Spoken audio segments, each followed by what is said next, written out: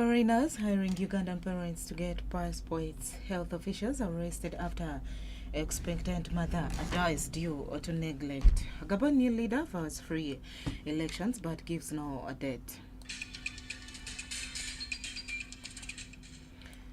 Good afternoon, our dear listener. Thank you for listening to 98.0 Burrito FM. It's 5th of September 2023 and the time is 1 p.m. This is our afternoon news read to you by Vivian Namara.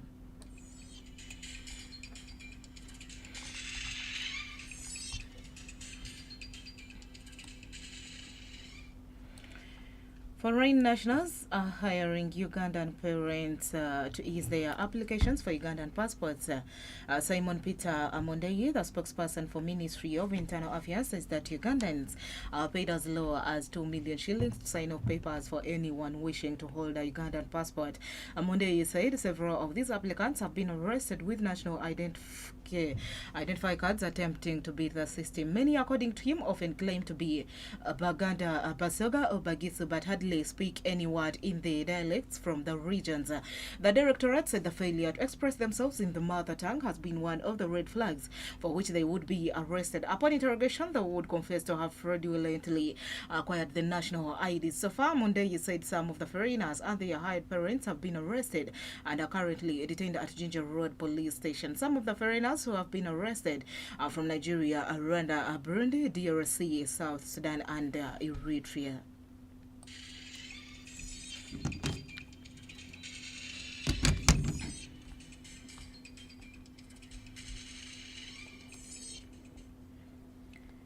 The Uganda National Roads Authority has authorized buses to use Katonga Bridge along Kampala-Masaka Highway following an assessment which established that the bridge can withstand up to 30 tons. According to a study statement by UNRA, buses and other light vehicles are free to use the bridge under strict observance of the precautionary measures. Katonga Bridge had been out of bounds to all pedestrians and motorists following the May 11th flash floods, which swept away a part of the bridge. 2 weeks later, temporary bridge was built to facilitate movement. This was first used by the pilgrims who are trekking from a southwestern region to mark the June 3rd Martyrs' Day in Mugongo. Later, UNRA cleared light vehicles such as commuter taxis, saloon cars, as well as boarders, riders, and cyclists. However, despite the opening for light vehicles, buses heading to Masaka and other districts like Marabara and Kabale have been using the diversion route through Mpiji,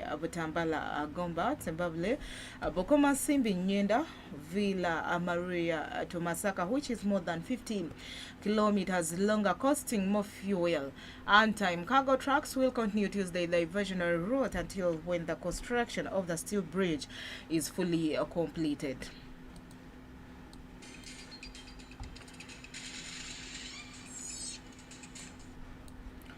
2 health officials from Bogobero Health Center 4 in Manafa district are now in police custody following the tragic death of an expecting mother who suffered a ruptured uterus due to prolonged neglect during labor. The arrested individuals have been identified as Sarah Blali, a medical officer, and Sandra Cheptai, a midwife. The incident came to light when Bila Nabisawa, a 42-year-old resident of Bokopo sub-county, lost her life after enduring 14 agonizing hours at the health facility. The attendants, who included the deceased's husband and sister-in-law, disclosed that they arrived at the facility around 4 p.m. on July 28th, but their attempts to get the midwife's attention were met with indifference.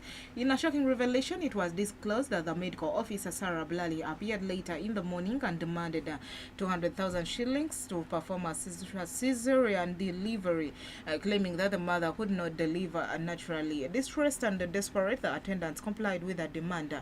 Masai Catherine, one of the attendants, further explained that the doctor asked if they could raise 200,000 for her to work on their patient. Eventually, they negotiated down to 150,000 shillings, but there to dismay, no action was taken until 6 a.m. when the mother tragically passed away. At that point, an additional 5,000 were demanded for unspecified purposes, along with 35,000 shillings for gloves and equipment.